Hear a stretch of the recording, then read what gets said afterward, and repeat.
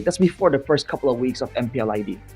All right, so ladies and gentlemen, we are in for the game. Game number 1 between Influence Rage versus Bigetron Alpha, with Influence Rage getting themselves first pick, first ban. And throughout the board, we are already looking at the 3 bans that is already out there. Kalia has been leaked out though, and it kind of seems as though that has been a trend with Kalia not that big of a priority. But at least when it comes down to picks, I would love to see that. But Influence Rage actually have decided to go for a Law E first, and that is a great testament based on how they generally play. They are a very good macro-based team that love to zone other teams away from objectives, and Law E just fits the bill. But Bigetron Esports are a team that knows how to play with and, in theory, against the Loye as well.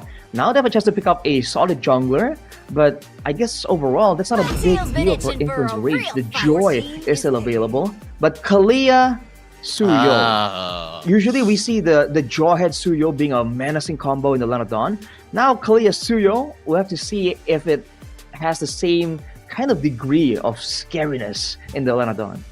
I would definitely say yes. Whenever I'm looking at the Kalia, especially the first series, Kalia was picked twice, and that was absolutely dominating performance that we've seen from, I mean, right off the bat, right? In the first game of the day, first series of the day, just Kalia just popping off. And even when it comes down to being commented about it by King Kong, is like, yeah, this hero absolutely busted. So, well, I would like to see exactly how Bigetron Alpha pilot this though onto light, but there is also though a possibility that a Kalia might go to EXP, although we haven't really quite seen that yet, right? We haven't seen that in the previous game, right? I think we saw it in the previous match, Dyron picking up Kalia in the EXP lane. They use it to kind of trick for a Lucas jungle, I believe. Damn. So there are options here for sure, but for Influence Rage, the Paquito into the Kalia. What do you think about this abstract? Because I think LaFell is very vocal. He feels that the Cho is somewhat countered by this Kalia, and yet teams have been taking it into the Kalia. Yeah. So at least for the very first series, that is exactly what we saw. When you are untouchable as a Kalia, whenever you are on your second skill, you are not afraid of anything at all. And in fact, there has been a couple of instances whereby the Kalia actually managed to defend his own team by just crowd controlling onto the Cho right as he full committed, and that has been quite detrimental to the team's initiation factors. As such, I would love to be able to see that happening again, because that was piloted to the best of the performance.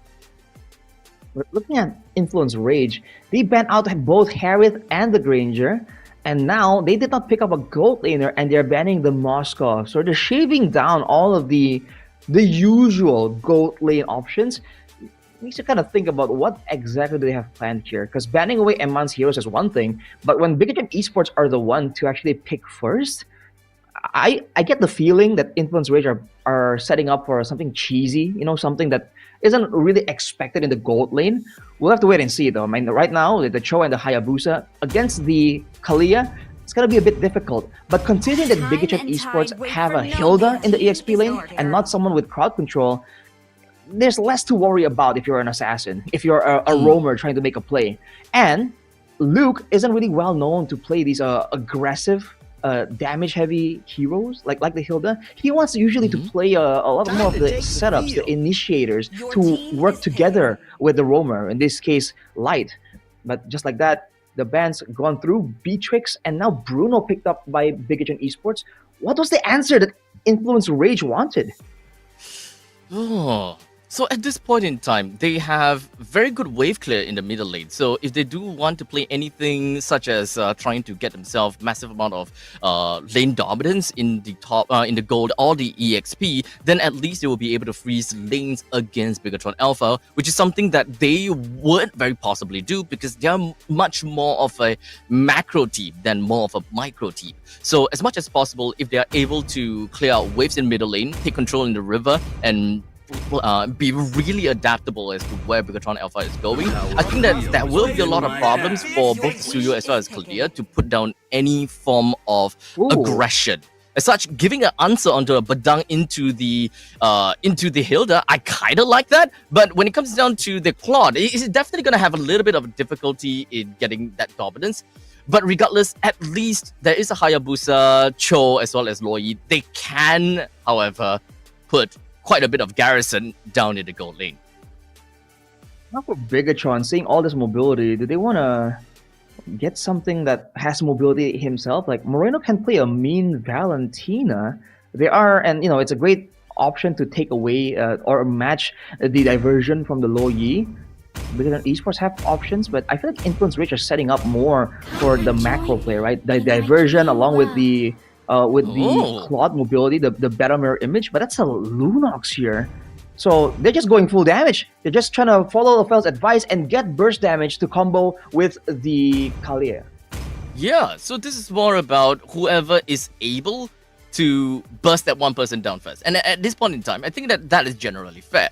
Influence Rage themselves want to play a bit of pick-off, considering the fact that they do have a Cho within their ranks as well. But when it comes down to single target, both, if we are to compare both teams, it's understandable that Bigetron Alpha have got that edge. So if they want to go for it, they gotta have to go all in, be very committal. This is not a team that has got great high ground capabilities, but if they were to try to play around the Tsunami Slab, then they're definitely gonna be banking everything in. I feel like that's a great point, but at the same time, I feel like Luke is the one that has a lot of things riding on his shoulders, man. He needs to disrupt the Hayabusa, he needs to zone away the backline if possible. But ladies and gentlemen, we're going straight into it. Game number 1 between Bigetron Alpha and Influence Rage. So right off the bat, we are going to be looking at both of the junglers that's starting out at the purple buff. So understandably, we do have got Influence Rage that wants to be a little bit more aggressive and put more garrison down to the gold lane, considering the fact that the Claude would have a little bit more problem dealing with the Bruno. While on the other hand, they're not too afraid of their Badang losing to a Hilda, although a Hilda is pretty darn aggressive with all those proxies already. Yes, man, Luke immediately going for the cuts, trying to take advantage of that sustain. Annabelle actually nearby, and Influence Rage understand that, trying to match it on their own. But Bigetron has the better early game so far, and Influence Rage are unable to use that low yield to really get so much cryo. Yeah, so I'm just looking out for wave clears from Influence Rage, but with the fact that the Hilda herself has been putting so much pressure up in the EX lane, and Influence Rage is not remotely doing anything about it, I think that is quite a concern. They are giving a free run for Bigetron Alpha to take over the entire northern area of Land of Dawn. Yeah, the player emblems here as well. Inspire for both the Badang and the low Yi. So both of them looking for a bit more mana, more spam mobility. They definitely need it, looking at the wave control dueling happening here. But Bigetron seems to be up to something. See if they can actually set up for Light, because he's not level 4 just yet. Yeah, so with all of the congregation that's going up in the middle lane with Bigetron Alpha, hoping that they'll be able to push and perhaps even poke out Influence Rage. They want this turtle as much as possible. But I don't think that Influence Rage is more or less ready for it. Jotun does want to get to level 5 though, but Bigetron Alpha is very set on punishing and pushing the rest of Influence Rage away. Force Jotun to use the Retribution, get a guaranteed turtle. So far, it's great for Bigetron Esports, but they gotta be careful about the mid-game. With the diversions coming up, that might be where Influence Rage will try and find something. But looking at it, the Cho isn't really matching up to the Kalia when it comes to the 1v1 zoning potential, showing again how overloaded this hero is. Yeah, so I think that Influence Rage is not really making a lot of advancements with the kind of mobility that their team realistically have. I think that one of the main things that they are having troubles with... hold on a second. I think that it's going to be fine. This 3-man dive here. Paquito setting it up with the Wheel of the Dragon as well. Light, powerless to help out his teammate right there. Great move by Influence Rage. Considering though, Moreno comes in to equal the score. Back and forth from both teams, but eventually it's the mid lane for the gold lane.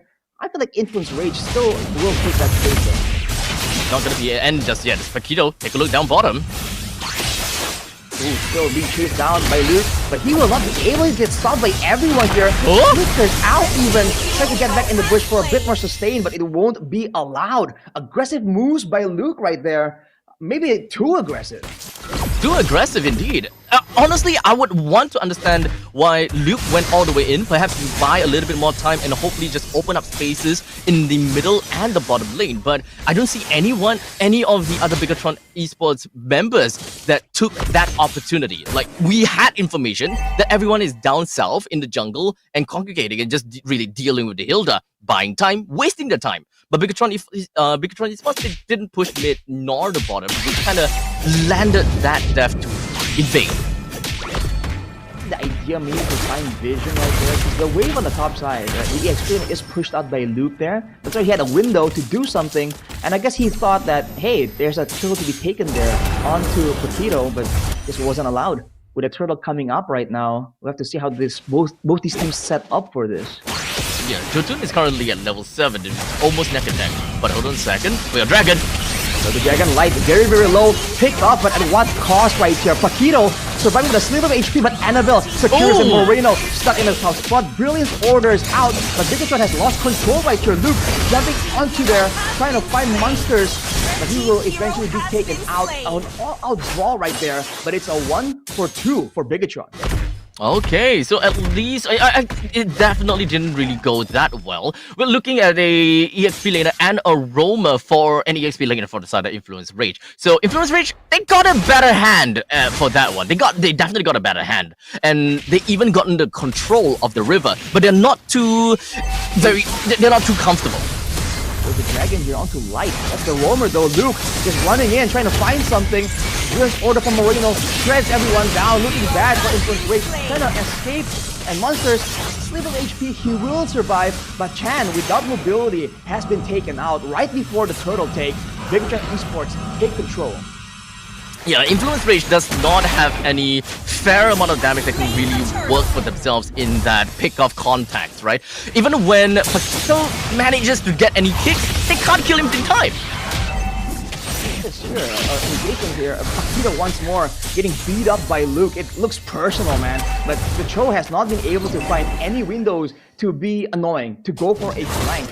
And with Influence Rage slowly but surely falling behind in the burst possibility, in this game of a pick-off duel, Bigetron Esports are gonna go further and further, especially with Moreno still not taken out, 3 assists and 1 kill.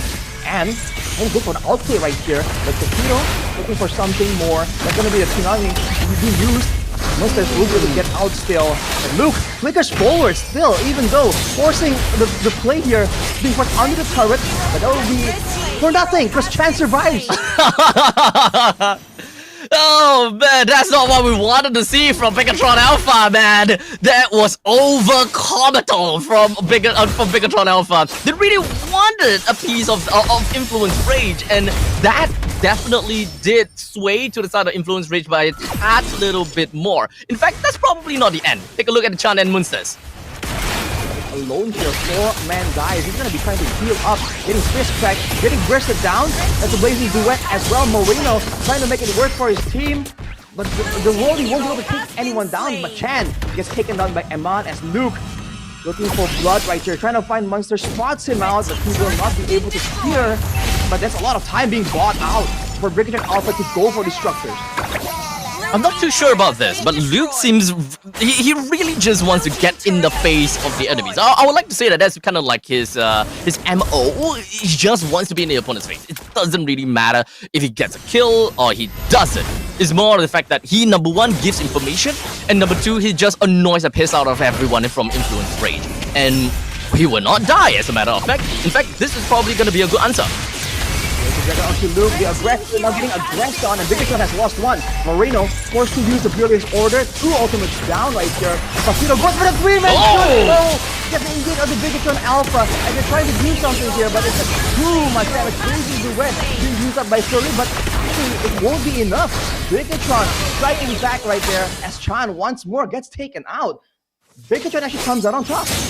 Yeah, Bigetron Alpha with a single Hilda has successfully done what they wanted to do, and that is to lure out every single utility, or rather lure out every single possibilities that Influence Rage will want to use in a team fight. One thing that they didn't have is information of the Turtle's Pit. As such, when Luke just went all the way in, number one, he already baited out the way of the dragon, and then afterwards, the fist crack.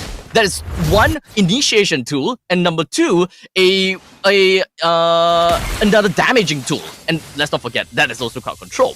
So with these two abilities that's unavailable for the turtle take, Bigetron Alpha knew we gotta go all the way for this, and they managed to profit. The response with Eman taken out immediately, shut down by Jotun. So now, the other team funneling in one by the Moreno already out, no ultimates. Luke will be forced to be left out, trying to run away from it, but he gets walled off. 4 men beating down on an Influence Rage, going for more as Fury cuts off the escape path. Bigetron once again are on the back. What? Annabelle! Almost gets taken out. The Conceal gets caught by Influence Rage. They want him. They know that they can take him out. Annabelle trying his best to outplay, but Monsters is unbound to cut him off. Diversion gets plotted on the map as well. No way. Wait a minute. Finally, Annabelle gets taken out.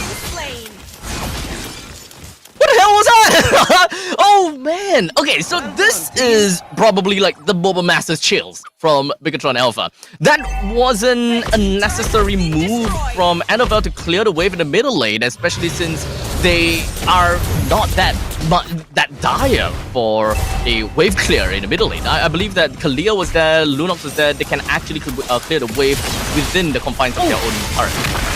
Knocked up by Light though, but this wasn't the right engagement. Everyone grouping up together. The Influence Rage take 2 members down. Chan just proccing the yin-yang effect again and again. Jotun looking for a play onto Eman. Will be able to get it? Nope, not enough. Eman able to threaten with damage. Definitely scaling up, but Influence Rage has control now. It's currently 14-8, and Influence Rage does have like what 300 gold lead from all of this small little misplays from the side of Bigetron Alpha, which will slowly snowball into the favor of Influence Rage. Now, of course, when it comes down to the rotation, I gotta have to say Influence Rage, they are going for it.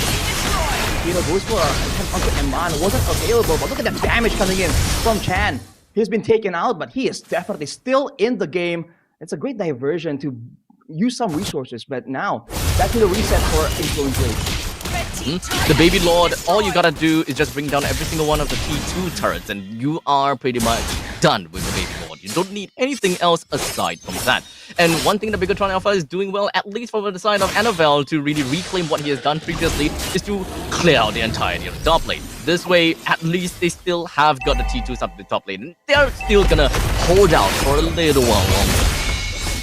The diversion used to try and punish Annabelle once more. So Influence Rage, you can tell that they have their eyes on specific members of Bigetron Esports.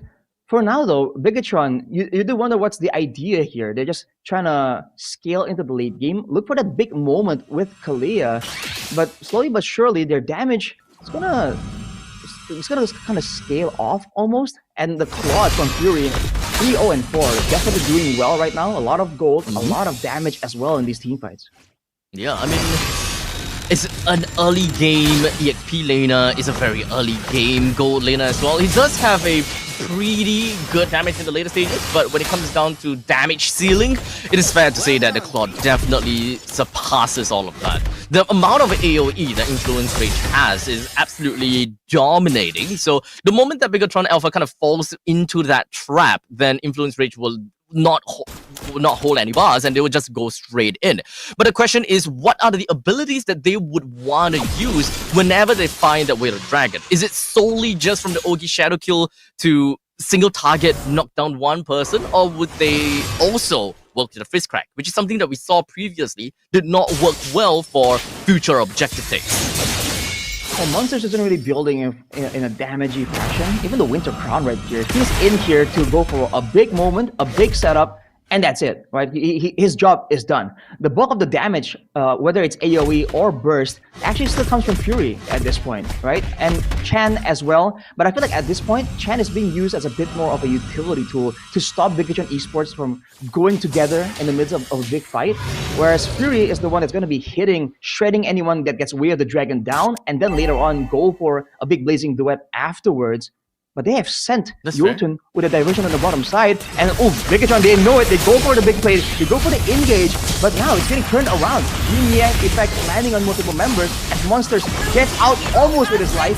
That's the barrel mirror image going in. That's the blazing duet, and that's the shadow kill as well. Bigetron Esports falling one by one, only for monsters. Oh, this is not good at all. Now that Influence Rage have got the priority onto the Lord, they have Fury, they have Jotun. Even though the Jotun no longer has got a retribution, that's not something that Bigetron Alpha knows about. So they're just gonna go straight away. Hold on a second. What was that diversion? Eman far away from home, getting chased down, cut off with the diversion. Paquito goes in, picks him back. His team won't be able to save him. Moreno walks away, but hang on a second. Eman gets out with his life there. Influence Rage unable to seal the deal, but Fury comes back in. Finally, but it's not enough damage. He gets punished instead. Shut down for Moreno. Oh my goodness! For 1 second, that diversion feels like, oh damn, this is genius. And then shortly after, it's just like, oh damn, this is greedy. You've already gotten the Lord for yourself, and your baby Lord has already gotten you the two T1, two T2 turrets. So the upcoming Lord is just gonna buy. You can just bide your time, wait for the Lord to eventually push in, and get yourself T3s. But unfortunately, Influence Rage wants to end the game right there and then by wiping out the entirety of Bigetron Alpha, only for them to fall flat onto the ground. You see it before, a big diversion into the end of the game. I guess Influencer Rage saw the possibility. Let's look at this replay right there, where honestly I thought that Eman was gonna get taken out no matter what. But Fury was walking slow, man. He is slowly making his way. And Eman, even in here, he was literally looking at the Grim Reaper twice within that short moment. But he managed to still hang tight, and Light came in clutch and took down Fury. That's the last thing. That's not how you want to go, Fury. That's not the way to go. Eman just stared him down and outplayed with the win of nature there. That is what allowed him to kind of buy time against Fury. And afterwards, I feel like for both teams, right? Earlier for Luke, and then now for Fury as well. It just seems to be a tendency for both teams to overextend, overcommit to a situation. And I feel like for Influence Rage in particular, it's going to be a bit more damaging for them because they do have the tools to go for the quote-unquote the smarter play, the sneakier play, using that diversion. Indeed. So it's the element of surprise that we would want to see from the Influence Rage, and shortly after that, what is going to be the follow-up? You gotta have to, you have two ways, right? You go for the fifth crack and just hold everyone else down while your Lord just goes absolutely ham, followed by the Blazing Duet. That is the dream play. That is the dream play. But in most situations, you would always want to open with the Cho. And understandably, this goes back again to the Cho versus Kalia matchup.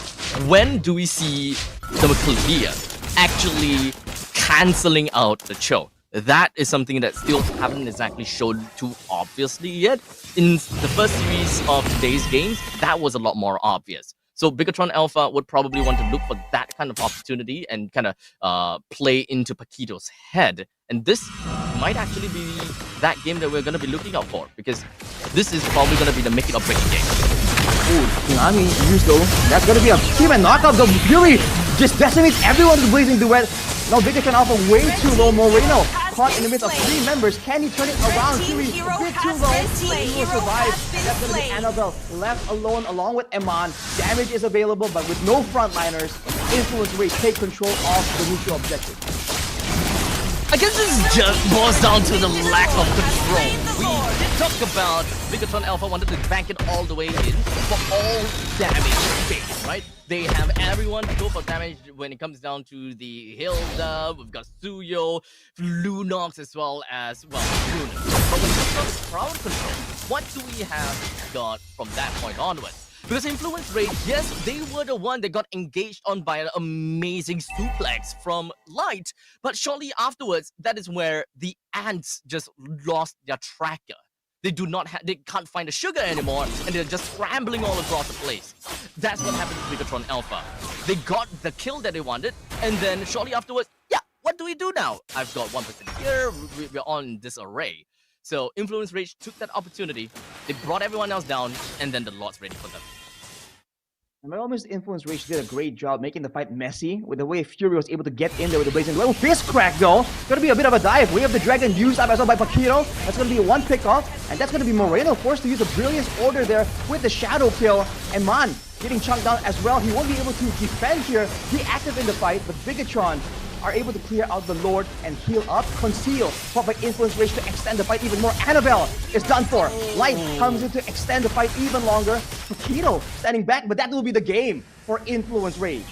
Oh man, a bit too hard-headed from the side of Annabelle. Went in a little bit too early and ahead of the rest of the team, which was still there, by the way. So I can see where it's coming. You want to clear out the wave, you want to clear out the enemies, especially they're all just gathered together in such a small little vicinity. And you've got that play. That was the play for the Suyo. But unfortunately, too much damage. We are looking at a Claude after all. At one point in time when Claude is fully spotted, it's not about the blazing duets anymore. It's all about the auto attacks that the Claude is capable of dishing out. This is definitely not what I would have expected from the side of Bigetron Alpha, the best team in the world at this point in time. They got first game down and Influence Rage through their macro game